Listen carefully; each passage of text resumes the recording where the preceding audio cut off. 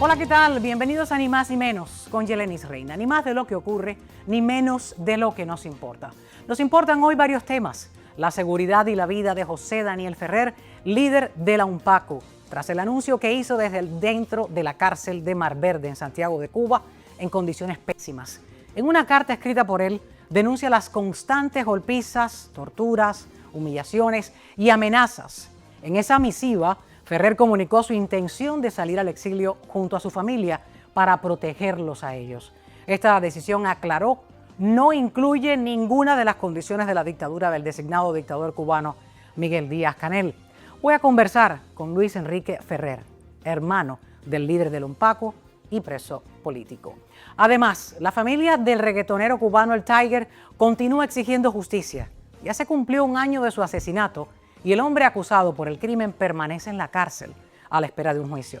Las fechas para el mismo han sido pospuestas en varias ocasiones, pero ahora podría estar un poco más cerca. El Tiger recibió un disparo en la cabeza el 3 de octubre del año 2024 y fue declarado muerto el 10 de octubre de ese mismo año en el Hospital Jackson Memorial.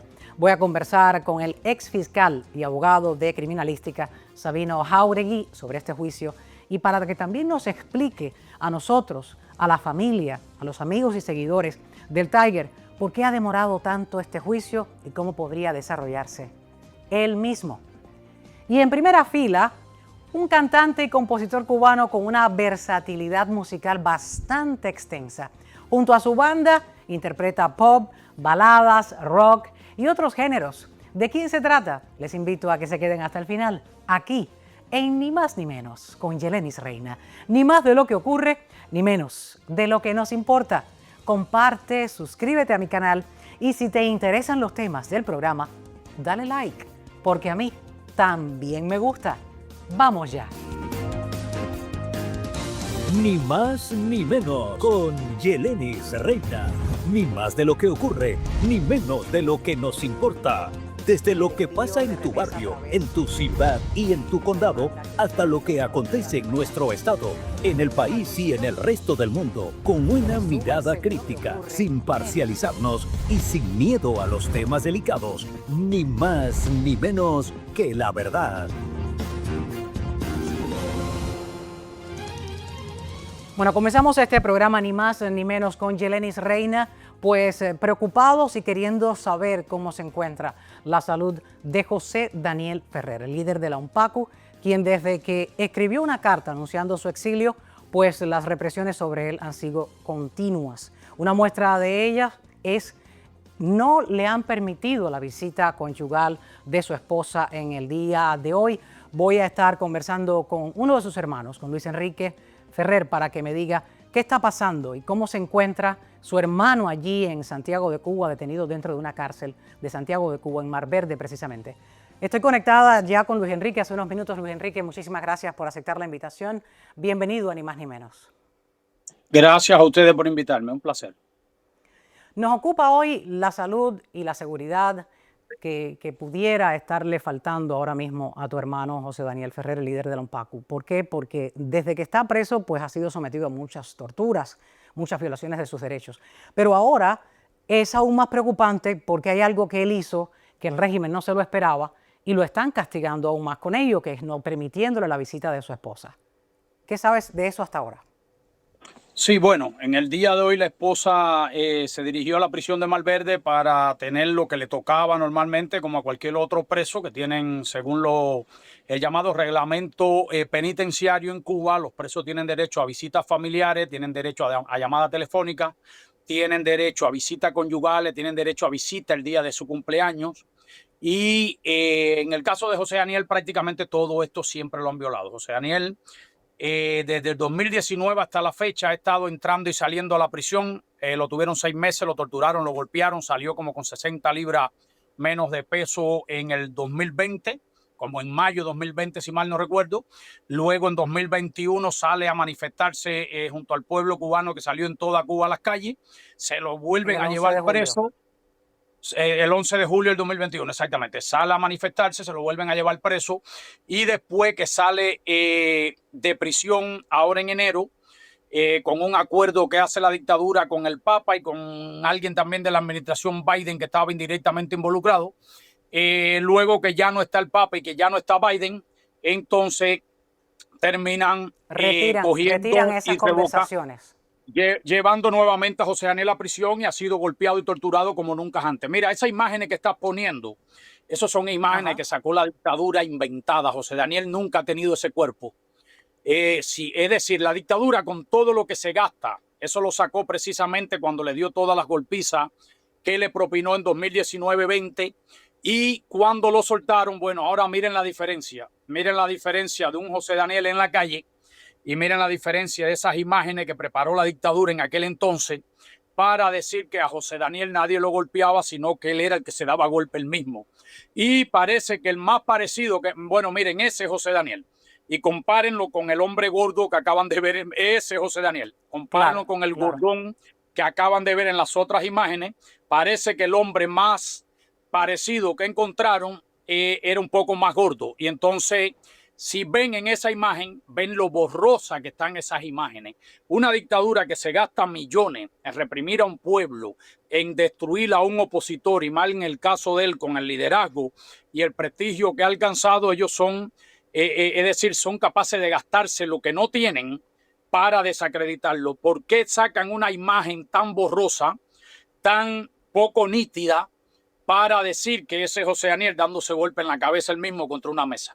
El rostro para poder fabricarle un caso, sí, para poder fabricarle un caso, ahí vemos nuevamente y justificar todas las, y justificar todas las golpizas y todas las torturas a las que es sometido no solo José Daniel Ferrer, sino todos los presos de conciencia dentro de Cuba. El anuncio que se hizo en la página de Facebook directamente, y regreso al tema de hoy porque es hoy lo que preocupa en la vida y los próximos días de José Daniel Ferrer, hasta tanto se anuncie esa fecha de exilio de la cual me vas a hablar ahora, si conocen algún tipo de fecha y quién tiene los documentos de salida de José Daniel Ferrer. Hoy publicaron que la negación de la visita conyugal y pusieron el hashtag SOS Ferrer. Y es la visita de Nelva Ismarais Ortega Tamayo la que fue negada. Ella se ha plantado, según esta publicación, frente a la cárcel de Mar Verde en protesta por esto y pudiera correr el riesgo de que la arresten.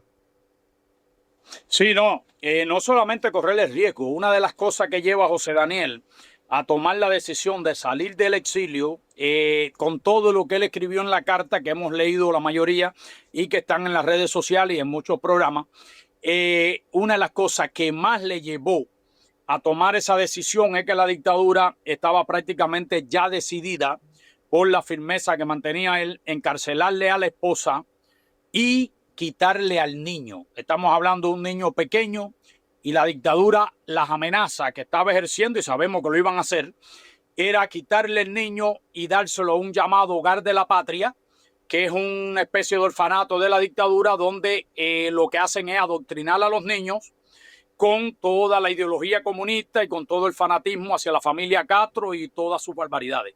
Y entonces esa situación es algo de lo que poderosamente influyó en la decisión de José Daniel. Es decir, hasta ahora siempre ha estado decidido a dar la vida, a darlo todo como lo ha hecho, a ser torturado, a pasar más de 12 años o posiblemente en estos momentos más de 13, porque no puedo ni sacar la cuenta ya de tantas veces que lo han tenido preso, en prisión.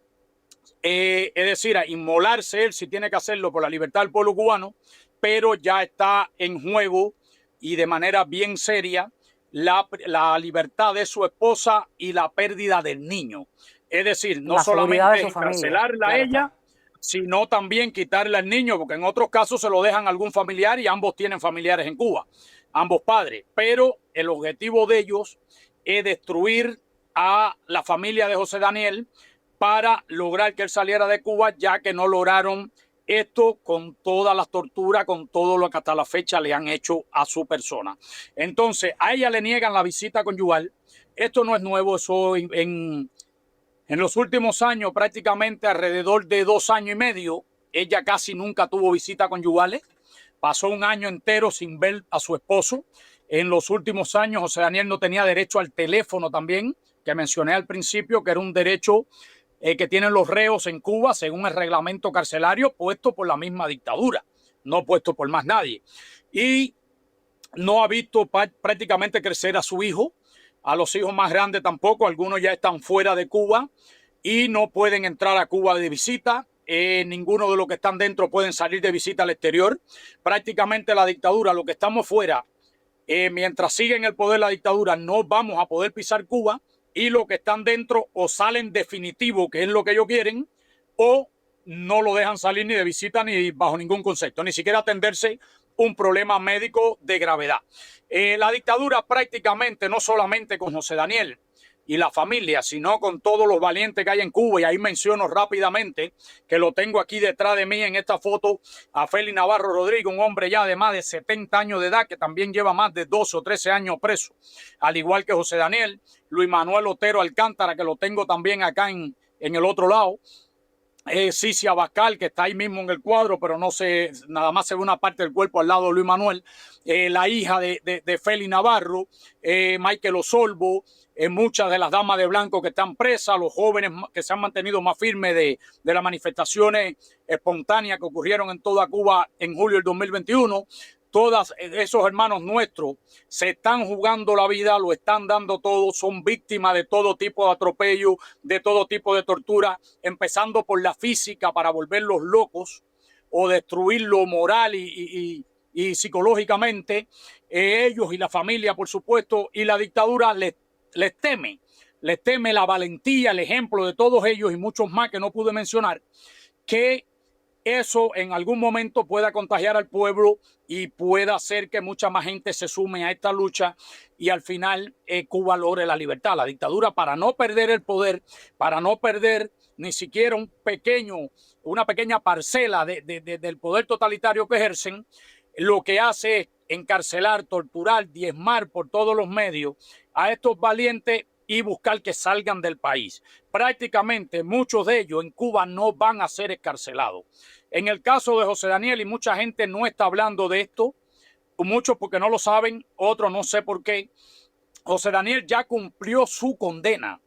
La condena que estaba cumpliendo fue del 2019, que lo meten preso, lo condenan a principios del 20 a 4 años y medio, sustituida por domiciliar, prisión domiciliar.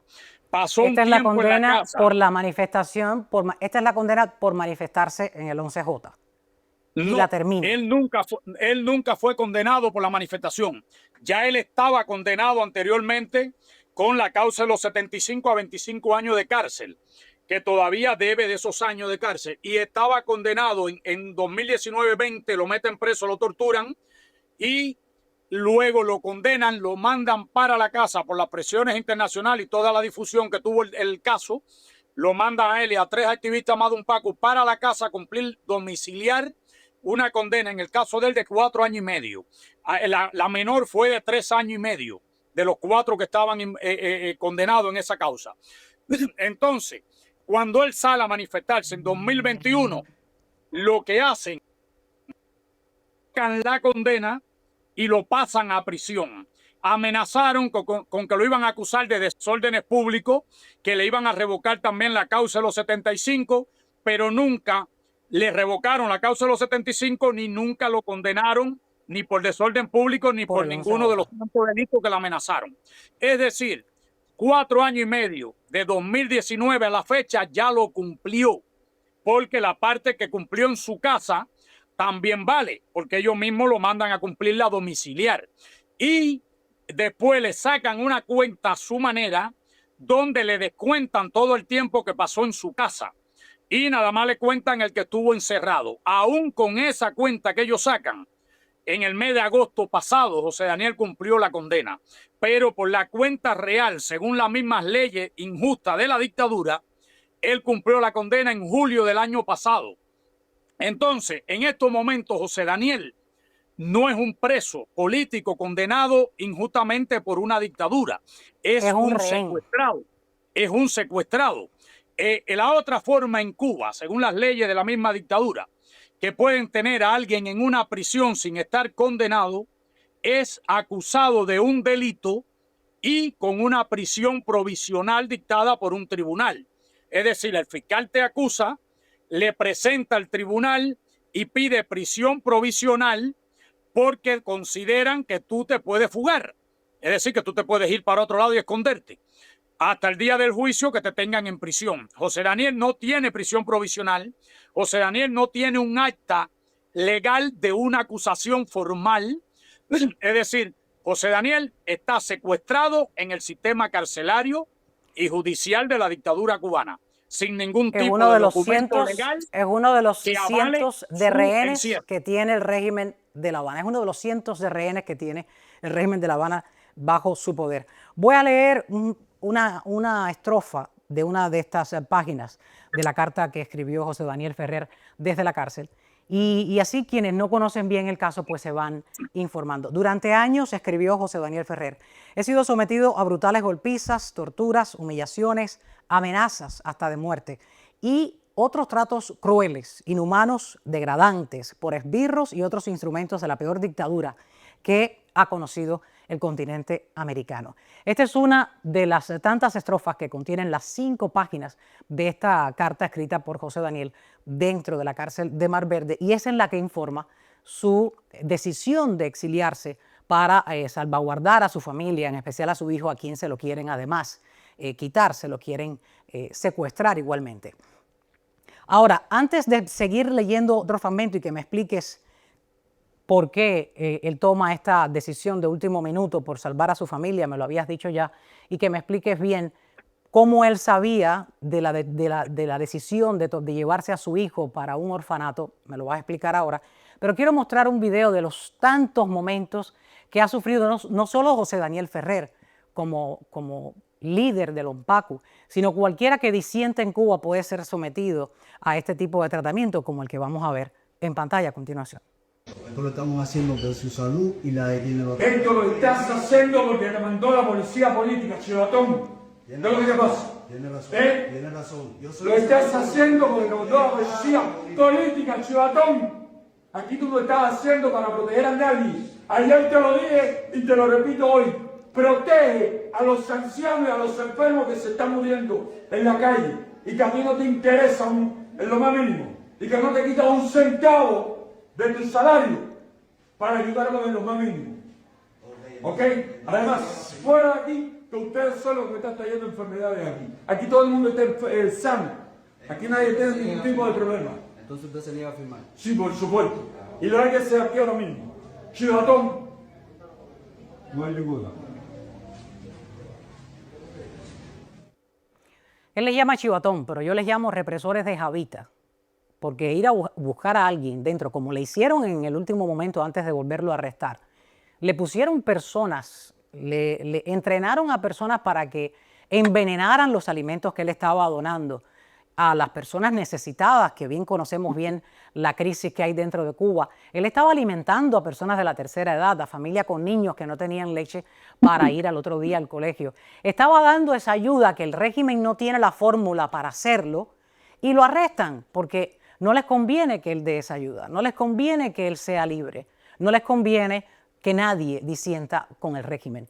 Y este tipo de situación a la que se somete José Daniel Ferrer, los miembros de la ONPACU, se someten todas aquellas personas que disienten con el régimen y dicen, mira, yo no voy a hacer lo que tú me dices. Como ahora mismo acaba del Departamento de Estado, pues acusar al régimen de La Habana de la seguridad de José Daniel Ferrer tras conocerse esta carta. ¿Por qué? Porque me vas a explicar lo que he leído. José Daniel alega en esta misiva de que a él lo están chantajeando, que él va a salir del país siempre y cuando firme o le graben un video con condiciones de que se elimine el bloqueo, el que ellos llaman bloqueo y es embargo, que no quieren pagar absolutamente nada, todo lo quieren pedir a crédito que no pagan a nivel internacional. Y entonces que él grabe ese video, que es a cambio de ciertas y determinadas medidas que La Habana quiere que le libere de Estados Unidos. Háblame un poco sobre este tema. Él les ha informado, le ha dicho a su esposa en el momento que le entregó la carta, a quien se la haya entregado, le dijo que les están pidiendo condicionar su salida. La carta se pudo sacar a través de la familia de otro preso en esa prisión. No puedo dar detalle para proteger tanto al preso como a la familia que pudo hacer llegar esa carta a la casa de la familia nuestra en Cuba. Y luego, por supuesto, nos la hacen llegar a nosotros acá para publicarla, porque dentro de Cuba está tan malo todo, incluyendo la señal. Cada vez que se va la corriente, por ejemplo, las comunicaciones de mi cuñada prácticamente son nulas, porque también se va la señal que ella tiene allí. Y muchas veces también yo creo que está la mala intención de la dictadura tratando de mantenerla lo más incomunicada posible. La carta llega a nuestras manos con un poco de retraso con la fecha que él la trata de sacar precisamente por todos los inconvenientes de cómo sacarla de prisión y cómo llegar a manos de la familia. Eso fue lo que vino demorándolo. Mira, lo que va a hacer la dictadura... Le están condicionando la salida al exilio. Es una de las tantas cosas que menciona la carta. Sí, que siempre la dictadura trata de usar a todos los presos políticos como moneda de cambio. Primero te encarcela porque te teme y no te quiere en las calles. Es decir, no quiere que tu ejemplo esté ahí frente al pueblo en las calles en Cuba y por lo tanto te llevan a prisión donde nadie pueda verte y donde comienza todo este proceso de golpiza, tortura, maltrato, enfermarte, hacerte tantas cosas como sea posible para ablandarte. Luego ellos tratan de negociar contigo, de cambiarte, de buscar sacar algún provecho a cambio de tu liberación. Por ejemplo, en la causa de los 75, donde José Daniel fue condenado a 25 años y yo a 28, y habíamos 75, como lo dice el nombre de la causa, incluyendo una mujer que es Marta Beatriz Roque, que está ahí viejita todavía luchando en Cuba. La dictadura trató de negociar la liberación de nosotros hacia el destierro a cambio de que le liberaran los 5 espías que estaban aquí, que luego Obama lo liberó a cambio de otro grupo de presos políticos en Cuba. Y nosotros y nuestros familiares, la mayoría de los de la causa de los 75, cuando Raúl Castro dijo que si querían la libertad de nosotros, que él estaba, es decir, él lo aceptaba, pero que había que liberarle los 5 espías aquí. Nosotros inmediatamente, eso lo dijo en un evento en Brasil. No recuerdo ahora qué cosa, si era esto del Foro de Sao Paulo o si era algún otro tipo de evento, pero ahí fue donde lo dijo. Inmediatamente nosotros salimos a dar declaraciones cuando tuvimos teléfono, a decirle a la familia que nos grabaran y a declarar que nosotros no aceptábamos cambiarnos por ningún espía, ni aceptábamos que la dictadura negociara ningún tipo de cosa por la libertad de nosotros. Y José Daniel fue uno de los que más se destacó aquella vez, porque éramos prisioneros de conciencia, injustamente encarcelados y no teníamos por qué estar en prisión, ni aceptábamos cambiarnos por espías, asesinos que tenían responsabilidad en la muerte de los hermanos Arrecate. Y sabe Dios cuántas otras fechorías y crímenes cometieron aquí, muchos más de lo que se supieron el día del juicio, ni aceptábamos que se nos vendiera ni se nos cambiara por ningún tipo de beneficio político o económico. Y José Daniel siempre ha mantenido esa postura desde aquella vez hasta en estos momentos. Aceptó una sola cosa, salir al exilio, pero no acepta ni siquiera que el gobierno americano le dé una lata de refresco a la dictadura cubana a cambio de su destierro o de su libertad. Y nosotros tenemos prueba de eso. Para el que lo dude en algún momento, tenemos que pedirle permiso al embajador, es decir, al que está al frente de la embajada en estos momentos, a Mike Hammer, porque es correspondencia privada entre él y nosotros, y estoy seguro que él va a autorizar a que se publique, donde dejamos esto bien claro con él. Si la dictadura le pide alguna cosa a cambio de encarcelar o desterrar a José Daniel Ferrer, ni él ni nosotros, la familia, estamos de acuerdo con eso. Por lo tanto, le pedimos que ustedes, y usted que es el que representa a Estados Unidos ahí en Cuba, no le otorguen a la dictadura a cambio de su salida absolutamente nada. Es decir, una dictadura tan cruel y malvada que encarcela a sus opositores, encarcela al pueblo que pide libertad pacíficamente como el 11 de julio de 2021. Y luego, para liberarte, después de haber sufrido años preso, tortura, golpiza, hambruna, falta de agua potable, de asistencia médica, todo tipo de barbaridad en contra tuya, entonces para liberarte quieres sacar provecho. Por lo tanto, nosotros, y más José Daniel, que es el mayor de la familia, los 3 hermanos Ferrer, nunca hemos aceptado que la dictadura se salga con la suya. Y es preferible para él quedarse preso o quedarse en Cuba antes de aceptar que la dictadura negocie con los americanos, con los europeos, con quien sea, cualquier tipo de beneficio a cambio de su libertad. De canje, video, lo que fuese. En la página 4 de esa carta que ustedes tuvieron acceso y llegó a ustedes, y es la carta que hemos estado difundiendo nosotros los medios, en la página 4 él califica, hablabas de las cárceles y las torturas, en la página 4 él califica a Cuba y sus cárceles como un campo de concentración al estilo nazi y hasta el sacrificio de su familia. Es por eso que él quiere salir de esas cárceles. De Cuba, dice, solo salgo con mi dignidad y honor en alto y no por mucho tiempo. Otro de los motivos que me llevaron a pensar en el exilio es la falta de respuesta de otros países quienes se comportan de manera cómplice con esa tiranía, pero excluye a Estados Unidos porque mantiene su postura firme contra el régimen comunista. Cuando escribe esto, ¿a qué países se refiere? Luis Enrique, cuéntame. Toda Latinoamérica y especialmente la Unión Europea. La Unión Europea es un caso muy especial. El Parlamento Europeo en los últimos tiempos sí respalda la oposición cubana, al pueblo cubano, a las víctimas en Cuba y critica los desmanes de la dictadura. Pero esto lo hace el Parlamento Europeo. Al mismo tiempo que eso ocurre, la Comisión y otros grupos dentro de la Unión Europea y el que se encarga de relaciones exteriores, sea hombre o mujer, muchas veces elogia la dictadura, muchas veces anda de visita en Cuba como si nada pasara. Es decir, hay un juego ahí raro en la Unión Europea que ni siquiera se entiende, donde por un lado el Parlamento critica y condena los desmanes de la dictadura y por el otro el alto representante de ellos para relaciones exteriores viaja a Cuba, se abraza con la dictadura y ni siquiera visita a los familiares de los presos políticos. Entonces, ¿qué ocurre?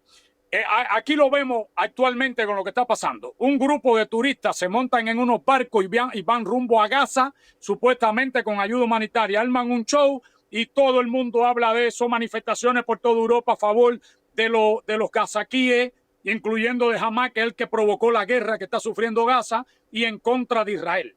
Cuando las manifestaciones tendrían que ser en contra de Hamas y pidiéndole a Israel que cese la guerra por cuestiones humanitarias y por el pueblo indefenso de Palestina, que muchas veces o muchos de ellos no tienen culpa de los crímenes de Hamas, pero otros sí la tienen por ser cómplices de Hamas. Entonces, el caso de los palestinos están muriendo en medio de una guerra, pero tienen al mundo entero criticando a Israel hasta en Naciones Unidas. Los cubanos, que son víctimas del propio gobierno cubano. No es una guerra con otra nación o con otra cultura, con otra raza, con otra etnia, con lo que sea, o con otro grupo religioso, no, entre cubanos. Los cubanos vivimos algo peor que lo que vivieron los judíos con los campos de concentración y otros que estaban allí, por supuesto, nazis. José Daniel pone el ejemplo de que son igual a los campos de concentración nazis, las cárceles cubanas, para que el que sepa algo de la historia, porque eso se ha difundido mucho, pueda tener una idea. Pero en la vida real, las prisiones cubanas son peores, mucho peores, empezando porque son cubanos dándole golpe a otros cubanos, porque son cubanos torturando a otros cubanos, porque son cubanos negando la asistencia médica a otros cubanos, porque los que te persiguen, los que te encarcelan, los fiscales que te piden la condena, los abogados que no te defienden porque tienen miedo y representan a la dictadura, no a ti, son cubanos igual que tú. Y entonces el pueblo cubano está sufriendo una hambruna peor que la que tiene Gaza. Y no me equivoco con esto. La gente está muriendo de hambre en Cuba. El que no tiene familia en Estados Unidos, Europa, que le manden 30, 40, 50, 100 dólares o euros al mes, se están muriendo de hambre. Y esto lo provoca no una guerra, una dictadura. ¿Y quién habla? Nadie. ¿Quién habla en Naciones Unidas? Nadie. El único gobierno que sea demócrata o republicano, que por lo general en más presión, menos presión o al menos critica esa dictadura y defiende moralmente al pueblo cubano, incluyendo en Naciones Unidas, en los Estados Unidos de América. Hay gobiernos europeos que le agradecemos, que han hecho un papel admirable en muchas épocas. Hay otros que han sido cómplices. Por ejemplo, si están los populares en España, hay un poco más de respaldo. Si está Pedro Sánchez y los socialistas, por lo general hay muchos negocios con la dictadura y miran para otro lado y no mencionan lo que está ocurriendo en Cuba. Y entonces, de eso, se trata y sobre eso está hablando José Daniel Ferrer. Y por desgracia, América Latina, quitando algunas excepciones como Milei, ahora también un poco Daniel Noboa, el presidente de Paraguay, unas pocas excepciones. Prácticamente el resto de América Latina, lo que han sido cómplices de la dictadura, como el caso del gobierno de México, con el presidente anterior López Obrador y con Claudia Sheinbaum ahora. Y ni hablar de Petro en Colombia, que lo que quiere meter otra dictadura comunista al estilo cubano. En pocas palabras, son héroes en Cuba, jugándose la vida, sacrificándolo todo, luchando solos, sin respaldo internacional, sin respaldo de la OEA, de Naciones Unidas, de ninguna organización internacional, y muchas veces hasta con muy poco respaldo del mismo pueblo cubano que defienden. Creo que has ampliado con creces lo que él quiso decir en un solo párrafo. Voy a concluir con este último párrafo de la página 5 de la carta que escribió tu hermano José Daniel Ferrer, líder de la UNPACU, y es: quedaron muchos horrores por denunciar. Viva Cuba libre, abajo la tiranía, abajo el hambre y la miseria, abajo la opresión. Iba a salir como salió Maceo y muchos mambises para regresar en el momento debido como regresó Martí, Gómez y Maceo. Pero no saldré bajo las presiones y juego sucio de los esbirros de la tiranía. El régimen cubano no ha concretado, Luis Enrique, la salida del país de tu hermano. ¿Qué se sabe hasta el momento? ¿Quiénes tienen los documentos de viaje de tu hermano? En este caso, el pasaporte cubano. Y de su familia. ¿Quiénes lo tienen? El pasaporte de él, de la esposa del niño, y creo que también de Fátima Victoria, pero estoy seguro los tres primeros, empezando por José Daniel, están en manos de la seguridad del Estado. Y no solamente eso, estamos seguros que la seguridad del Estado va a tratar, como él lo denuncia en la carta, de seguir jugando sucio por todas partes. Vuelvo a mencionar, está secuestrado, no hay una condena, no tiene por qué estar en prisión, tampoco lo mandan para su casa, y prácticamente lo que le han dicho es que si no sale al exilio va a seguir en prisión. Y de la prisión no va a salir, y de eso estamos seguros, al igual que muchos otros valientes. Entonces, la dictadura lo que ha tratado es de sacar provecho y de buscar cómo desprestigiarlo y desacreditarlo sacándolo. Pero ellos saben que ni se va a someter, ni va a estar de acuerdo con ningún tipo de provecho para la dictadura por su salida, y va a seguir con el mismo ejemplo, salga o no salga, que siempre ha dado frente al pueblo cubano y donde quiera que ha estado. Las presiones continúan, ya vemos cómo hoy le niegan la visita, cómo la esposa estaba allí plantada en la prisión.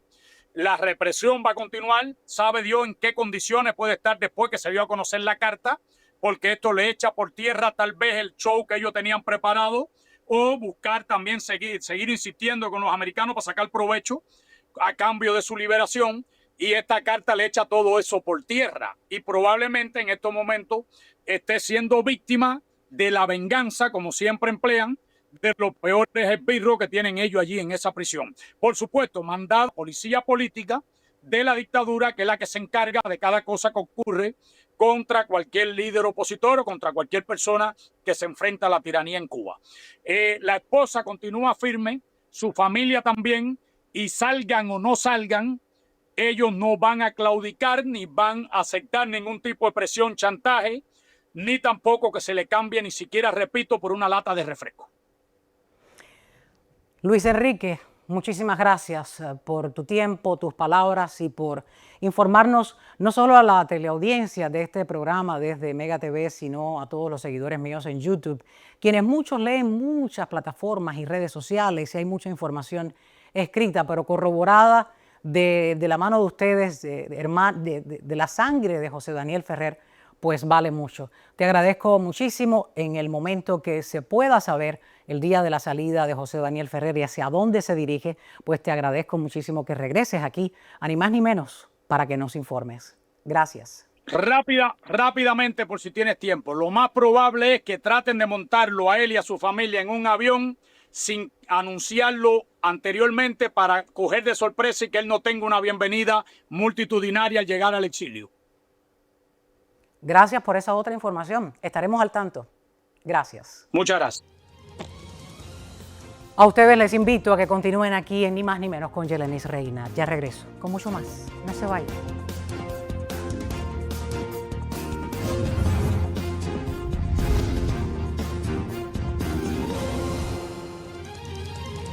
Vamos a hablar ahora sobre un tema legal y es un tema que le incumbe en el caso del asesinato al Tiger, el reggaetonero cubano. Ha pasado ya un año y aún el que está acusado por su asesinato se encuentra en una cárcel, en prisión, y están a la espera de juicio. Se han anunciado varias fechas, pero estas se han pospuesto. La más cercana que tenemos es ahora en diciembre, va a ser el 8 de diciembre.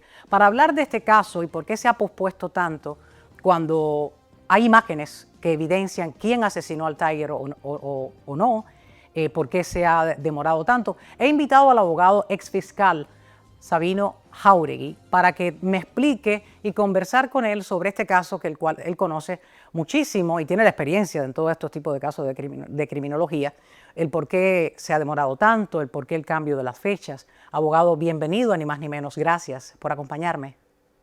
Muchas gracias por invitarme, un placer estar en el programa. La pregunta inicial que se las hacen sus familiares, se las hacen sus seguidores, sus amigos, ¿por qué ha demorado tanto el juicio al acusado del asesinato del Tiger, el reggaetonero cubano, cuando tienen pruebas, evidencias de cómo fue que muere José Manuel Carvajal Saldívar y hay videos que se muestran el accionar del acusado? ¿Por qué ha demorado tanto? Cuéntenos. Bueno, crean o no lo crean, no se ha demorado tanto. Estos casos de homicidio son casos muy complicados, casos con mucha evidencia, muchos testigos, mucho análisis forénsico de ADN, de disparo de las armas, de huellas, de sangre, de splatter. Y eso se demora muchísimos meses, nada más que para recibir los resultados forensicos de los laboratorios. De ahí, claro, los abogados tienen que hacer sus propias investigaciones independientes.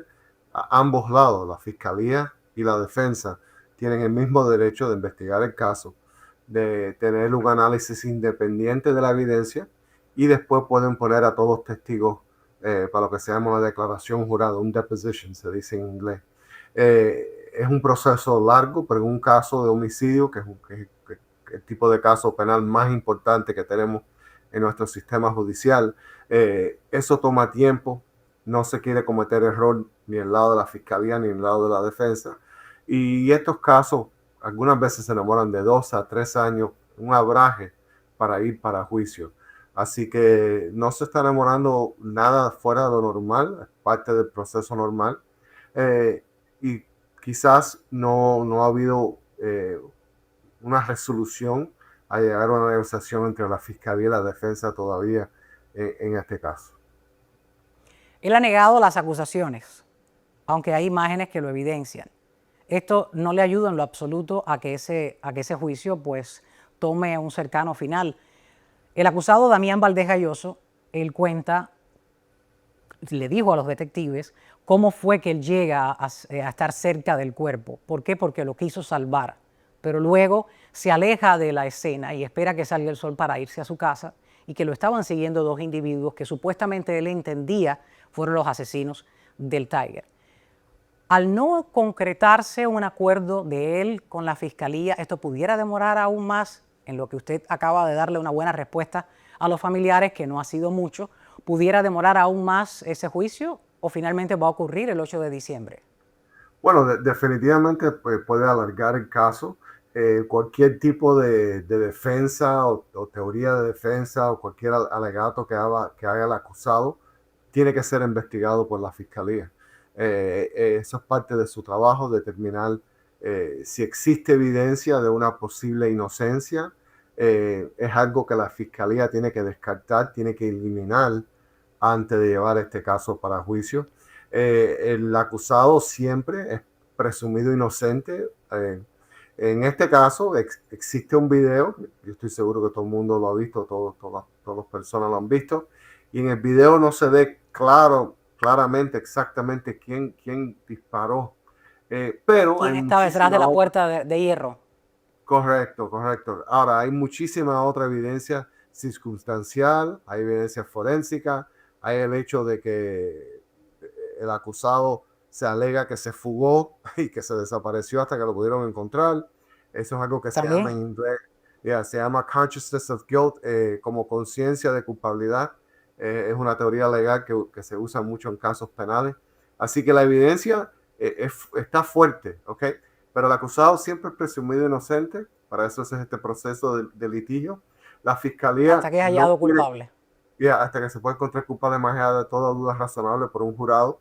La fiscalía no quiere cometer ningún tipo de error que después le dé la venida al acusado en 5 años, 6 años, 7 años, después de ser sentenciado, poder tener la habilidad de apelar el caso, y si tiene éxito en la apelación, ahí puede empezar el proceso de nuevo y hay que ir a juicio otra vez. Así que la fiscalía trata de tomarse su tiempo, hacer un trabajo correcto para que no haya la habilidad de poder apelar el caso después y empezar el proceso de nuevo. Por eso es que yo sé que quizás algunas personas piensan que se están moviendo lento el caso, pero esto es parte del proceso normal en un litigio, en un caso de esta importancia. Él está acusado y si lo encuentran culpable, podría enfrentar cadena perpetua si es declarado culpable de asesinato en primer grado. ¿Qué pudiera cambiar ese cargo? Que se probase que el que está detrás de esa puerta de hierro y levanta su mano y dispara un arma, y es cuando se ve en el video que el Tiger pues cae inconsciente al suelo, y ahí lo que estamos viendo en esas imágenes es como alguien lo ayuda, lo arrastra para sacarlo y supuestamente llevarlo al hospital. Si es, ¿qué pudiera cambiar? Lo que yo le señalaba como pregunta, ese cargo de cadena perpetua. Bueno, tienes toda razón. Si el acusado es encontrado culpable más allá de toda duda razonable en un juicio, es una cadena perpetua automática. Esa tiene que ser la sentencia. Aquí el único cambio que puede ocurrir es si la defensa puede probar o puede convencer a un jurado que quizás el acusado estaba actuando en defensa propia, quizás el acusado tenía algún tipo de miedo, quizás él actuó de una manera no premeditada, sino en un momento de, qué sé yo, negligencia, un mal entendimiento de las circunstancias que estaban pasando esa noche y que disparó de una manera que no fue intencional. Ahí no quiere decir que el acusado es inocente, sino que cambia la acusación quizás a lo que le decimos un manslaughter, que viene siendo un homicidio por negligencia, o por reckless, que es una falta de conducta razonable. Todo depende de qué lleva la evidencia en este caso. Muchas veces se hacen negociaciones entre la fiscalía y la defensa, donde si existe la posibilidad o la fiscalía piense que existe la posibilidad que puedan perder en el juicio, algunas veces se llega a una negociación donde en vez de recibir cadena perpetua después de un juicio, algunas veces la fiscalía ofrece una sentencia reducida a 20 años, a 25 años, a 30 años, a 15, dependiendo de la evidencia que ellos tienen.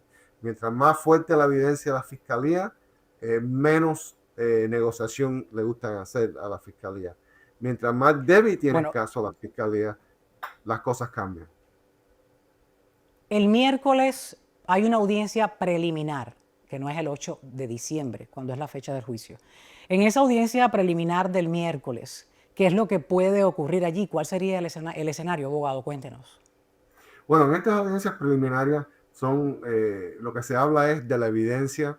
El juez pregunta el progreso del caso de la fiscalía y la defensa, pregunta si ya le han tomado las declaraciones juradas a todos los testigos, si la defensa tiene sus propios testigos, si han habido un intercambio de los reportes de los diferentes expertos, porque la fiscalía tiene sus propios expertos forensicos, la defensa también, mociones que se hacen antes del juicio para determinar qué evidencia va a ser admisible, qué evidencia va a ser descartada.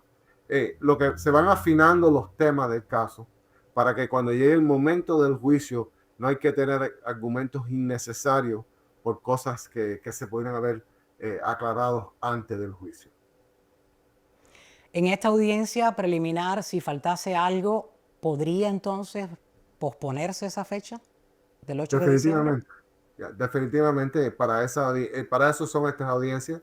Ahí la fiscalía puede pedir un desaplazamiento, la defensa también puede pedir continuar el caso para otra fecha, dependiendo de cómo el caso se va desarrollando.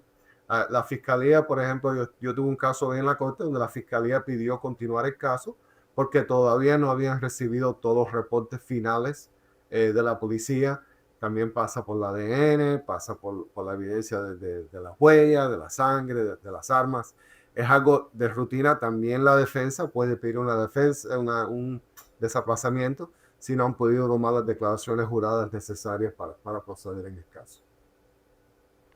Tendremos que esperar hasta el 8 de diciembre a ver si se ha pospuesto o no esta fecha. Abogado Sabino Jauregui, muchísimas gracias por estar aquí en Ni Más Ni Menos con Yelenis Reina, explicando sobre este terrible hecho que ha conmovido a toda la comunidad de Miami, a la comunidad cubana, a la comunidad latinoamericana que quería muchísimo al Tiger. Muchísimas gracias. Gracias. No se vayan, tenemos un tema que les va a interesar. Es música, es canción, es arte. En primera fila, les espero, no se vayan.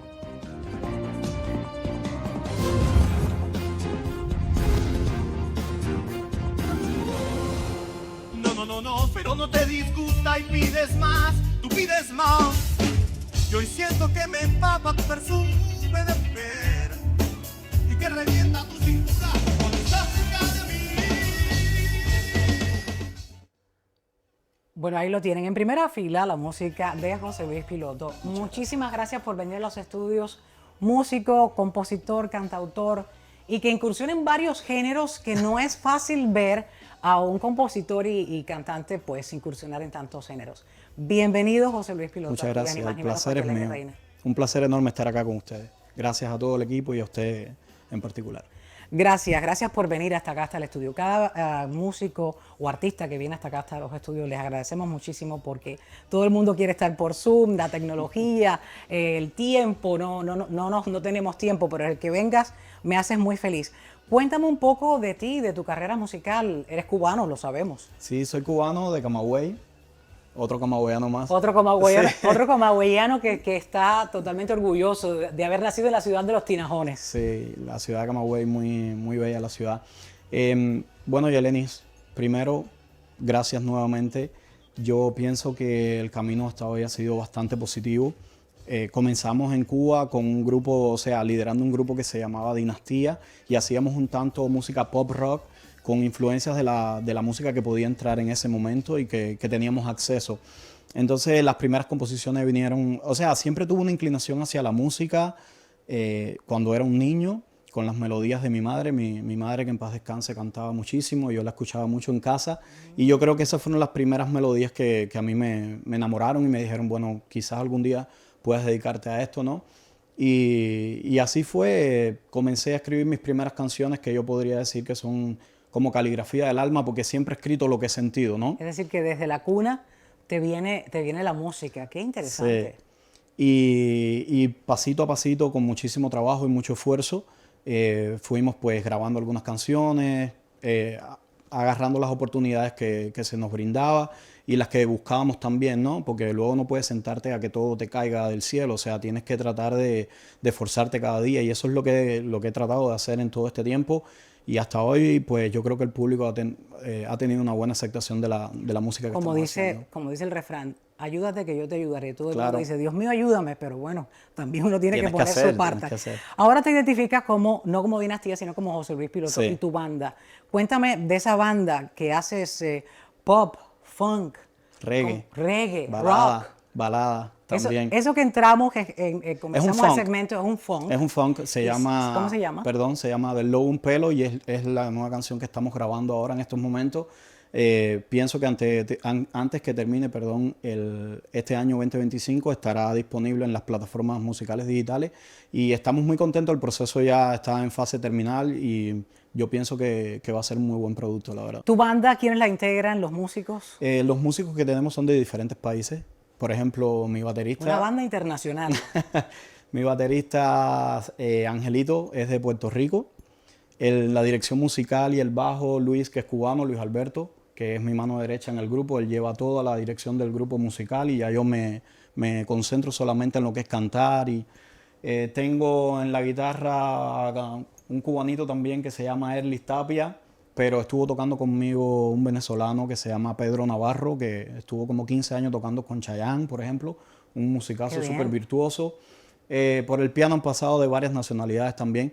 Lo que pasa es que es complicado mantener a un grupo fijo, entonces, pero tratamos la manera de que se repitan las personas que sean leales a ti. Pero es bueno que lo reconozcas para que Claro. regresen. Cuando vean esta entrevista van a decir, mira, qué bien, puedo regresar porque habla de mí, me tiene en cuenta.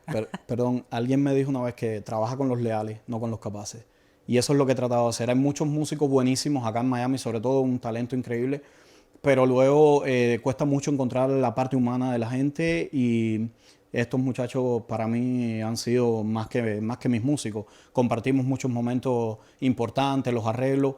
Luego se quejan un poco porque dicen que soy un tanto, digamos, exigente, pero es que Te ayudo. entienden, gracias. Entienden que así es como debe ser, ¿no? Y si El es que quiere difícil. ser- el está que bien. quiere hacer las cosas tiene que ser exigente, Claro. el que quiere hacer las cosas bien hechas. Claro. Tenías a una dama en la banda, ahí la vemos, Sí, Daniela. al lado tuyo. Ella es Ella es corista, saxofonista, toca percusión menor. saxofonista. Sí, ella es muy versátil, esta muchacha, y ahora en los últimos conciertos desgraciadamente no ha estado tocando con nosotros, pero espero que en un futuro vuelva a tocar. Si la mencionas, yo creo que sí, que te va Sí, a llamar claro. mañana mismo y de seguro. Es mi vecina, Bueno, va. ¿es tu vecina? No, esto ya desde ya se va a agrupar una vez más. ¿Tienes presentaciones cercanas? Ahora mismo, Yelenis, no tengo presentación cercana. Estamos coordinando una fecha para diciembre. Evidentemente, en todas las redes sociales vamos a estar dando la fecha cuando me la confirmen. Lo que estamos en proceso de grabación. ¿Estás Es grabando importante. qué tema? ¿Un disco? ¿Varios Estoy temas? grabando un disco, pero canción por canción. Es un tema bastante complicado con el asunto del presupuesto porque es bastante caro, no es secreto para nadie, pero me gusta tener un trabajo con muy buena calidad y eso hay que pagarlo. Entonces la economía no me permite ahora mismo grabar un disco completo así de 10 canciones como yo quiero. Entonces he ido haciéndolo canción tras canción. Ya esta es la quinta canción que estamos grabando. Una hasta que se conforme. Hasta que se conformen las 10 canciones. 10 canciones quieres. Estoy aquí, este título, Estoy ¿de aquí, qué trata? Estoy aquí es una canción que grabamos en el tiempo cuando José Luis Piloto estaba en Cuba y es una canción que reafirmaba mi incomodidad con el acceso a los medios, con el acceso a las oportunidades en Cuba, un país súper difícil donde alguien dicta si tú eres profesional o no, no lo dicta tu talento o lo que tú puedes hacer. Y pues era una manera de expresarme, ¿no? En contra de la burocracia y en contra de los tabúes y los obstáculos que te ponen en Cuba. Como en todo. Sí, como en todo. Y bueno, no es para menos, o sea, un país así, ¿qué se puede esperar? Entonces, pues fue la manera que yo encontré de expresar lo que sentía. Por eso te preguntaba, para que las personas conocieran de tu obra, que tu obra le habla al amor, pero también a esa realidad que sufren todos los cubanos dentro claro que sí. de la isla. Te agradezco infinitamente. Gracias a Cualquier usted. presentación que tengas, están las puertas abiertas de ni más ni menos con Muchas Yeleni gracias, Reina le para ti, agradezco. para tu banda. Y me quiero despedir con tu canción, con tu música. Muchas gracias. No, para nada. El placer es mío. Vamos a escucharla.